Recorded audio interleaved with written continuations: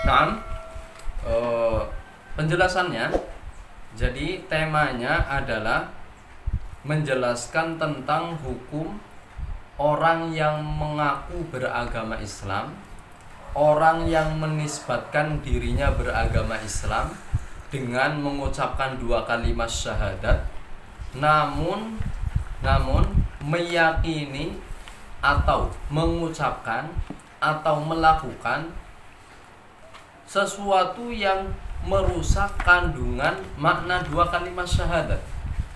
Maka orang yang seperti ini atau kelompok yang seperti ini, ya, hakikatnya bukan orang muslim walaupun melaksanakan sholat, walaupun ya mengucapkan dua kalimat syahadat, walaupun melaksanakan puasa. Contohnya banyak, seperti halnya kelompok hululiyah, ya, kelompok hululiyah. Mereka berkeyakinan bahwasannya Allah Subhanahu wa taala menyatu kepada hamba-hambanya. Jelas keyakinan ini merusak kandungan makna dua kalimat syahadat. Karena dengan seseorang meyakini Allah di dalam sesuatu, yakni berkeyakinan Allah menyatu di hambanya, berarti menetapkan Allah ada di satu tempat dan menetapkan bahwa Allah memiliki ukuran, menetapkan Allah ada di dalam sesuatu. Ini jelas bertentangan dengan ayat lam yalid wa lam yulad. Maka walaupun orang yang ya meyakini Allah menyatu, ya, mereka mengucapkan dua kalimat syahadat, melaksanakan sholat, puasa, haji, bahkan ibadah-ibadah yang lainnya, ya, namun karena memiliki keyakinan demikian, ya, sesungguhnya orang tersebut bukan orang muslim. Secara hakikatnya bukan orang muslim. Kalau melaksanakan sholat suratan, secara bentuk saja dikatakan sholat, tapi hakikatnya karena dia tidak mengenal Allah Subhanahu wa taala, maka tidak diterima sholatnya. Bentuknya saja suratan ala sholat, ya. Karena apa? Karena merusak dua kandungan makna kalimat syahadat. Contoh yang lain seperti ahli wahdatil mutlaqah, ya. Ahli wahdatil mutlaqah berkeyakinan bahwasannya Allah Ta'ala menyatu dengan alam semesta ini. Mereka merumpamakan penyatuan Allah dengan alam semesta ini bagaikan air yang tercampur dengan salju.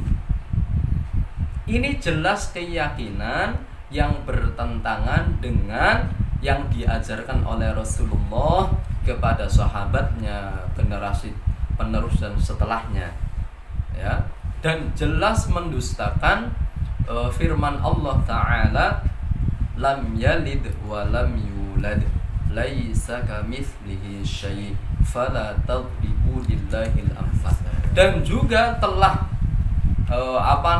keluar dari dalil akal yang sehat. Artinya orang yang berkeyakinan bahwasannya Allah menyatu dengan alam semesta ini sudah tidak bisa diterima oleh dalil akal dan juga tidak diterima oleh dalil akal. Karena jika dikatakan Allah menyatu sebagaimana yang tadi sudah disebutkan, berarti Allah memiliki batasan ukuran tertentu, pastinya kan demikian. Apabila Allah menyatu berarti memiliki batasan ukuran tertentu, berarti nanti Allah juga membutuhkan yang mentertentukan, ya, batasan tersebut. Nah, dan ini namanya apa? Namanya membutuhkan kepada yang lain, dan yang membutuhkan tidak layak untuk dijadikan Tuhan. Ini konsekuensi orang yang mengatakan bahwasannya Allah menyatu dengan alam semesta. Dan biasanya akidah hululiyah, akidah wahdatil wujud ini biasanya disisipi tentang masalah ajaran akidah tasawuf. Makanya para ulama-ulama sufi al-haqqah sufi sejati seperti Syekh Junaid Al-Baghdadi, Al-Imam Al-Ghazali, kemudian Risalah Al-Qusairiyah, ya kan? Banyak. Kenapa mereka itu mengarang kitab tentang masalah ajaran tasawuf? Ya, pada dasarnya tasawuf itu tidak terlepas dengan syariat. Dan ahli sufi yang sejati pasti tidak menyimpang dengan syariat. Karena mereka juga akidahnya adalah ahli sunnah wal jamaah. Jadi kalau ada orang yang mengaku dirinya ahli sufi, ya, tetapi dalam segi akidahnya hulul atau wahdatul wujud, jelas ini sudah di luar dari syariat, sudah bertentangan dengan syarak, yang jelasnya itu bukan ajaran yang dibenarkan. Justru akidah hulul dan akidah wahdatul wujud, para ulama-ulama terdahulu sudah membantahnya. Ya, biasanya tentang masalah ajaran tasawuf, ya, mereka Al-Imam Syekh Junaid Al-Baghdadi, terus Al-Qusairi di dalam kitab Risalah Al-Qusairiyah, kemudian Al-Imam Ghazali, mereka mengarang kitab dengan tujuan apa? Dengan tujuan untuk membedakan mana sufi yang sejati dan mana sufi yang gadungan. Dan mereka menjelaskan bahwasannya para sufi, suri toladannya adalah kan para nabi. Suri toladannya adalah para sahabat. Ya. Dan mereka para nabi dan para sahabat, jelasnya akidah yang mereka ajarkan adalah bukan akidah hulul dan bukan akidah wahdatul wujud. Contoh bantahan Syekh Junaid Al-Baghdadi. Kita tahu beliau ini sebagai Sayyidus Sufiyah fi zamanihi, sebagai pemimpin sufi pada zamannya. Menjadi rujukan untuk generasi setelahnya ketika berkaitan dengan ilmu tasawuf, berarti kita rujuknya kepada beliau. Nah, beliau itu membantah seorang laki-laki yang namanya Al-Hallaj. Kita tahu Al-Hallaj ini orang yang disesatkan oleh Allah Ta'ala dan menyesatkan. Nah, Al-Hallaj ini belajar sihir di Hindia. Jadi belajar sihir di India dengan bertujuan agar setiap ucapannya itu diterima. Karena orang itu kan heran dan mudah menerima ketika melakukan sesuatu yang tidak bisa dilakukan oleh orang lain, sesuatu yang aneh. Jadi hanya ingin supaya ucapannya diterima, ingin menghancurkan agama Islam. Al-Hallaj ini belajar sihir di India, dikira karomah. Ya, makanya nggak usah heran sama sesuatu yang aneh-aneh. Ya, nggak usah heran sama orang yang kebal, nggak usah heran. Nggak usah heran sama orang yang bisa jalan di atas air. Nggak usah heran sama orang yang bisa terbang. Pesawat juga bisa terbang. Ya, kapal ya ora gede nemen ket ora kelem. Ya, nggak usah heran. Makanya Al-Imam Abu Hasan Al-Asy'ari nggak usah takjub. Nggak usah bilang ajib. Nggak usah. Namun apabila perkataannya sesuai dengan syarak, kita ambil, kalau tidak kita jauhkan. Karena bisa jadi sesuatu yang aneh itu sihir. Ya kan? Sesuatu yang aneh, sesuatu yang tidak biasa orang bisa melakukan, ya, bisa jadi itu termasuk dari sihir. Makanya apa? Yang menjadi tolak ukur bukan seseorang itu bisa melakukan yang aneh terus kemudian dikatakan benar, tidak. Nah, Al-Hallaj ini belajar sihir di India, kemudian setelah belajar sihir di India, dia kan mengaku sebagai Tuhan. Mengaku dirinya itu sebagai Tuhan dalam artian mengatakan Allah menyatu dengan dirinya. Makanya Syekh Junaid Al-Baghdadi itu mengatakan laqad fatahta suhratan fil Islam la yasudduha illa ra'suk. Yang maknanya, engkau wahai Al-Hallaj telah membuka lubang di dalam agama Islam yang mana lubang tersebut tidak dipenuhi kecuali kepala kamu. Maksud dari perkataan Sayyidus Sufiyah fi zamanihi, yakni Syekh Junaid Al-Baghdadi, adalah bahwa keyakinan yang mengatakan bahwasannya Allah menyatu dengan seseorang ini sudah menyebabkan seseorang keluar dari agama Islam. Ya, makanya Muhyiddin Ibnu Arabi mengatakan bagaimana mangqala bil hulul fadinuhu ma'lul wa mangqala bil ilhad illa ahlul wa mangqala bil ittihad illa ahlul ilhad. Ya. Mangqala bil hulul fadinuhu ma'lul. Jadi seseorang yang mengatakan ya bahwasanya Allah menyatu maka agamanya rusak. Maksud dari perkataan Muhyiddin Ibnu Arabi adalah orang yang berkeyakinan Allah menyatu, ya baik meyakini bahwasanya Allah menyatu dengan per orang atau meyakini Allah menyatu dengan alam, ya keyakinan ini menyebabkan seseorang sudah keluar dari agama Islam. Nauzubillah. Dan dari makalah ini juga kita bisa mengambil kesimpulan bahwa Muhyiddin Ibnu Arabi dibersihkan dari akidah hulul, karena sebagian orang itu menisbatkan akidah hulul kepada Muhyiddin Ibnu Arabi. Nah, dari makalah ini bisa disimpulkan, difahami bahwa Muhyiddin Ibnu Arabi itu tidak berkeyakinan akidah hulul sebagaimana yang dianggap oleh sebagian orang. Nah, terus kemudian ada kelompok namanya Al-Ismailiyah. Ya. Kelompok Al-Ismailiyah ya, mereka mengaku beragama Islam, mengucapkan 2 kalimat syahadat. Ya. Tapi mereka berkeyakinan ya bahwasannya sesuatu yang diwahyukan Allah kepada nabinya mereka mengingkarinya. Mereka mengingkari kewajiban sholat, mengingkari kewajiban zakat, dan yang lainnya. Ini jelas orang yang mengingkari yang dibawa oleh Nabi, walaupun mengucapkan 2 kalimat syahadat, maka syahadatnya tertolak, tidak diterima. Karena dia tidak mengimani, karena mengingkari sesuatu yang harus dibenarkan dan yang harus diimani. Apa? Kewajiban sholat, kewajiban zakat, kan wajib kita membenarkan bahwa yang dibawa oleh Nabi. Nabi menyampaikan kewajiban sholat, ya kita wajib membenarkan dan wajib mengimaninya. Ya, kalau dia mengingkari, jelas sudah keluar dari agama Islam. Karena apa? Sudah ingkar dan menentang apa yang sudah disebutkan di dalam Al-Quran, menentang yang sudah disebutkan di dalam hadis, menentang yang sudah dikonsensus para ulama ahli sunnah wal jamaah.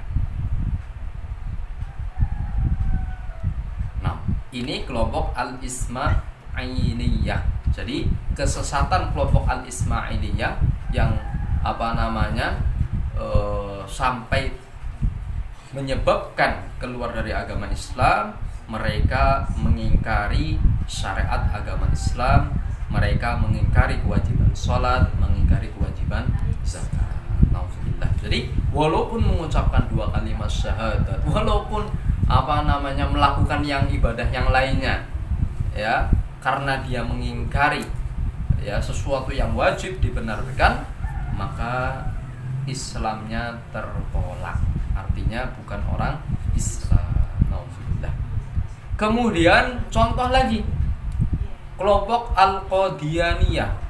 Ya, kelompok Al-Qadianiyah ini hum yang tasibuna ilal Islam. Mereka pun menisbatkan dirinya, menisbatkan beragama Islam dengan mengucapkan 2 kalimat syahadat. Namun mereka persis dengan keyakinannya kelompok Al-Ismailiyah. Apa? Mengingkari hukum-hukum syariat ajaran agama Islam dan menganggap bahwasannya tidak ada nabi yang terakhir. Jadi mereka kelompok Al-Qadianiyah mengingkari kenabian Nabi Muhammad sebagai nabi yang terakhir. Ya, jelas di dalam hadis disebutkan wa khutima biyan nabiyun, ya, bahwasanya Nabi Muhammad adalah nabi yang terakhir. Ya. Maka orang yang mengingkari ya kenabian Nabi Muhammad sebagai nabi yang terakhir berarti dia telah juga mengingkari ya apa yang diwahyukan Allah kepada nabinya. Karena orang yang mengingkari kepada Nabi Muhammad berarti juga dia mengingkari kepada Allah Ta'ala. Jangan diadukan. Kalau orang yang mengingkari Nabi Muhammad berarti belum tentu mengingkari kepada Allah. Ini salah. Orang yang mengingkari Nabi Muhammad berarti juga dia mengingkari kepada Allah Ta'ala. Karena Nabi Muhammad adalah utusannya Allah. Apapun yang Rasulullah sampaikan bukan dari pendirian sendiri, bukan dari pemahaman sendiri, tapi wahyu dari Allah Subhanahu wa Ta'ala. Makanya apa yang disampaikan Nabi diingkari berarti juga mengingkari mengingkari kepada Allah Ta'ala. Artinya orang yang berkeyakinan bahwasannya Nabi Muhammad bukan Nabi yang terakhir, maka orang tersebut keluar dari agama Islam karena telah mengingkari di dalam hadis, mengingkari yang di dalam Al-Quran, dan juga mengingkari ijma' para ulama. Nah, terus kemudian contoh kelompok lagi, kelompok al-mujassimah wal musyabbihat. Ya, sering saya ulang-ulang istilah ini perlu kita sampaikan. Ada istilah mujassim, ada istilah mujassimah, sama saja, cuma kalau mujassim ya ini diperuntukkan per orang. Jadi kalau ada orang yang menyerupakan Allah dengan makhluknya namanya mujassim. Kalau kelompok ya, kalau kita mau mengkelompokkan, artinya mau dengan bahasa ada kelompok yang berkeyakinan bahwa Allah serupa dengan makhluknya, maka disebut dengan mujassimah ya, atau musyabbiha. Nah, kelompok mujassimah mereka pun mengucapkan 2 kalimat syahadat, mereka pun melaksanakan sholat, zakat, puasa ya, mereka menisbatkan dirinya beragama Islam. Namun mujassim atau mujassimah mereka berkeyakinan bahwasanya Allah adalah benda yang sangat besar. Nggak usah dibayangkan, pokoknya benda yang sangat besar yang ada di atas arsy. Nah, jelas ini keyakinan yang menentang kandungan makna 2 kalimat syahadat. Karena apabila dikatakan Allah bertempat, berarti Allah membutuhkan tempat, berarti Allah memiliki ukuran. Apakah ukurannya sama dengan arsy, apakah lebih besar, apa lebih kecil? Dan pasti yang namanya bertempat duduk memiliki al-asfal wal a'la. Apa istilahnya? Pantat. Na'udzubillah, masa menetapkan Allah Subhanahu wa Ta'ala dengan demikian? Ini kan bukan memuji, malah justru mencaci maki. Orang yang menetapkan Allah di atas adalah orang yang mencaci maki, bukan memuji. Karena yang menjadi tolak ukur kemuliaan bukan di atas. Contoh, kiai kita di bawah, kita ada di atas. Apa menetapkan bahwasannya kita lebih mulia karena kita posisinya tidurnya di atas? Kan tidak. Jadi ulul makan ya, ketinggian tempat bukan menjadi tolak ukur ya tentang kemuliaan. Laisatil ibrah uluwal makanah bi uluwil makan. Jadi bukan menjadi tolak ukur derajat yang mulia dengan ketinggian letaknya, keberadaannya, bukan. Ya, Nabi Muhammad ada di mana beliau? Di bumi. Kita tahu bahwasanya secara global saja Nabi, makhluk Allah yaitu Nabi adalah makhluk yang paling mulia di antara makhluk yang lainnya, para nabi. Wa kullam faddalna 'alal 'alamin. Jadi Allah Subhanahu wa Ta'ala memuliakan nabi. Nabi dengan malaikat jelas mulia nabi. Adapun Nabi Muhammad ini adalah nabi yang paling mulia di antara para nabi yang lainnya. Dan Nabi Muhammad adalah afdhalul makhluqin 'alal itlaq. Dari sekian banyak makhluk Allah, yang paling mulia adalah Nabi Muhammad. Jadi Nabi Muhammad dengan malaikat jelas tanpa ada ragu-ragu adalah Nabi yang Nabi Muhammad paling mulia dan mulia daripada malaikat. Nah, sekarang Nabi Muhammad ya hidupnya di bumi, malaikat hidupnya di langit, bumi menunjukkan di bawah, langit menunjukkan di atas. Apa kemudian malaikat lebih mulia? Kan tidak. Makanya orang yang mengatakan meyakini Allah duduk di atas arsy, bersemayam di atas arsy, atau meyakini Allah ada di langit, ini justru mencaci maki Allah, bukan memuji Allah dengan keterangan tadi logikanya. Nah, kemudian contoh lagi seperti halnya kelompok Al-Qadariyah ya, Mu'tazilah. Mereka berkeyakinan Allah itu ajiz, Allah itu lemah ya, Allah itu tidak kuasa. Kenapa demikian? Karena mereka berkeyakinan sebagaimana keyakinannya orang Majusi. Orang Majusi kan meyakini Tuhan ada dua, ada Tuhan baik dan ada Tuhan buruk. Nah, kelompok Qadariyah, Mu'tazilah ini sama, meyakini kalau baik dari Allah, kalau buruk yang menciptakan manusia. Ini sama keyakinannya apa? Dengan Majusi. Kalau dikatakan bahwasannya Allah pencipta kebaikan, keburukan pencipta manusia, berarti kan menetapkan ada pencipta selain Allah. Berarti Allah lemah, ajiz, tidak mampu menciptakan keburukan kepada hamba-hambanya, menetapkan ajiz. Malah justru dikatakan Allah pencipta kebaikan dan keburukan, menunjukkan sifat kesempurnaan Allah Ta'ala ya. Tapi kalau dikatakan Allah hanya pencipta kebaikan, keburukan yang menciptakan manusia, ini malah mensifati Allah dengan sifat yang tidak layak. Nah, Qadariyah ini berkeyakinan bahwasanya Allah ajiz. Berarti kok bisa disimpulkan demikian? Karena meyakini bahwasannya manusia pencipta keburukan, Allah pencipta kebaikan. Dan mereka juga meyakini bahwasannya perbuatan yang bisa dikehendaki atau diistilahkan ikhtiariyah, yang menciptakan adalah hamba. Jadi Allah Subhanahu wa Ta'ala menciptakan manusia, ini menurut Mu'tazilah. Terus kemudian perbuatan manusia itu yang menciptakan manusia itu ya, jelas tidak mentauhidkan Allah. Ini namanya apa? Menyekutukan Allah, karena menetapkan ada pencipta selain Allah. Nah, jelas keyakinan Qadariyah ini merusak kandungan dua kalimat syahadat. Walaupun mengucapkan dua kalimat syahadat, walaupun sholat 1000 kali pun, sampai haji beribu-ribu tahun pun misal. Ya kalau masih hidup misal. Umur dawa ya. Hah? Umur dawa misal. Tetap tidak akan diterima, tolak.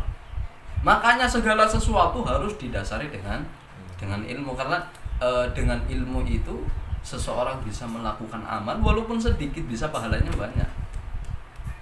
Ya, karena apa? Sesuai dengan syarat. Lah orang yang tidak didasari dengan ilmu, bagaimana dia tahu amalnya diterima atau tidak? Yang paling bentuk-bentuknya ngomongnya kayak gila. Nyontang ngelakoni ya terserah Gusti Allah panerima apa orang. Lah, adanya syarat untuk apa? Ya kan? Membantah dengan orang-orang yang istilahnya sebenarnya tidak mau mengaji gitu. Cuma dia mengatakan masalah amal itu kan terserah Allah mau diterima ataupun tidak. Lah, syarat kan sudah ditentukan, syarat diterimanya amal seperti ini. Kalau mengatakan seperti itu berarti mengabaikan apa yang disampaikan oleh Nabi. Iyalah. Ahlus sunnah wal jamaah tidak demikian. Ya, moderat. Ya, orang ngandalna niat, tapi ya amal sesuai dengan syariat. Niat amal sesuai dengan syariat. Kan ada sebagian orang hanya mengambil satu hadis, innamal a'malu binniyat. Ya, wis pokoknya niat tok, niatnya apik. Diskotik penting niat ibadah. Ya ora bisa. Diskotik niatnya ibadah. Maksiat karo ibadah ya bisa gabung. Nah, ini namanya prinsip juga kita harus tahu moderatnya ya. Jadi ilmu ma'al amal. Ya, ya harus muwafiqani fis syariah. Ilmu amal harus sesuai dengan syariat. Nah, kita kembali lagi. Itu yang tadi sudah disebutkan adalah tawaif mutanawwi'ah, tawaif mukhtalifah, bermacam-macam kelompok-kelompok yang menisbatkan beragama Islam, mereka sholat, mereka puasa, mereka zakat, ya. Namun mereka berkeyakinan yang sampai merusak makna dua kalimat syahadat. Ketika demikian bagaimana? Kharaju minat tauhid bi'ibadatihim li ghairillah. Maka mereka sudah keluar dari ranah mentauhidkan Allah. Mereka bukan menyembah kepada Allah, justru mereka beribadah selain Allah Ta'ala, seperti kelompok Mujassimah, Qadariyah dan semacamnya. Ya, mereka tidak makrifat kepada Allah, mereka tidak mengenal Allah Ta'ala, sehingga apa yang mereka lakukan berupa sholat, puasa, zakat, ya, yang niatnya bertujuan ibadah kepada Allah, karena dia tidak makrifat kepada Allah, ya maka mereka tidak menyembah kepada Allah, tapi kepada siapa? Ya mereka bayangkan. Ya. Nah, atau disebabkan karena takaburnya, ya, kelompok-kelompok yang takabur, yang akhirnya tidak menerima, tidak pasrah dengan ketentuan-ketentuan yang sudah ditentukan di dalam syara. Seperti tadi kelompok Al-Ismailiyah, kelompok Al-Qadianiyah, mereka kan takabur namanya takabur, ya, takabur, sombong, tidak taslim, tidak al-inqiyad. Ya, padahal namanya Islam itu pasrah. Yang namanya iman itu membenarkan. Bagaimana orang mau membenarkan kalau tidak pasrah? Bagaimana orang itu dikatakan pasrah kalau tidak membenarkan? Ya. Toh nyatanya kelompok Al-Ismailiyah, Al-Qadianiyah mengingkari kewajiban sholat, ya kan? Mengingkari syarat. Ini kan jelas namanya takabur. Tidak taslim, tidak al-inqiyad. Fahum kuffar laisu muslimin. Mereka, ya, bukan orang-orang Islam hakikatnya. Di sini dicontohkan lagi di matan seperti hanya kalladzina ya'taqiduna uluhiyyata Ali bin Abi Thalib. Seperti ada orang yang berkeyakinan Ali bin Abi Thalib itu sebagai Tuhan. Ada orang-orang yang meyakini bahwasanya Ali bin Abi Thalib sebagai Tuhan. Dari kelompok Syiah ada, kelompok Rawafid, ya. Mereka ada yang berkeyakinan bahwasanya Ali bin Abi Thalib sebagai Tuhan. Jelas keyakinan ini keyakinan yang merusak dua kalimat syahadat.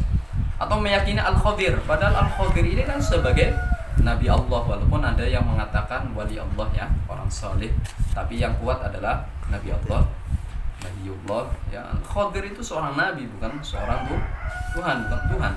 Ada orang meyakini bahwasanya Khadir adalah sebagai Tuhan, jelas menyekutukan Allah, jelas ini keyakinan yang menentang, merusak dua kalimat syahadat. Atau awil hakim bi amrillah wa ghairihi.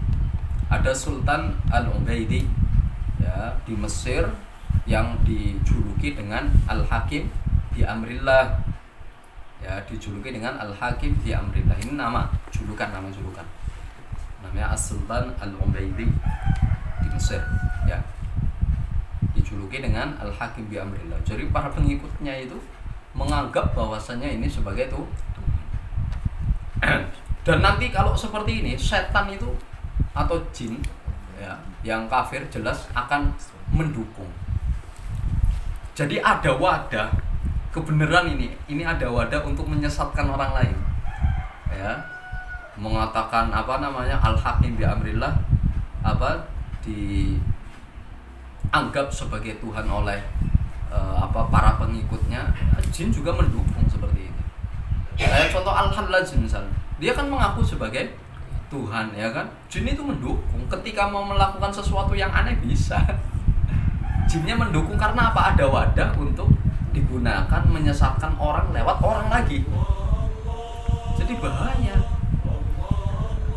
Banyak harus hati-hati. Dengan ilmu kita nanti tahu mana yang hak dan mana yang batil. Pokoknya segala sesuatu harus dengan ilmu.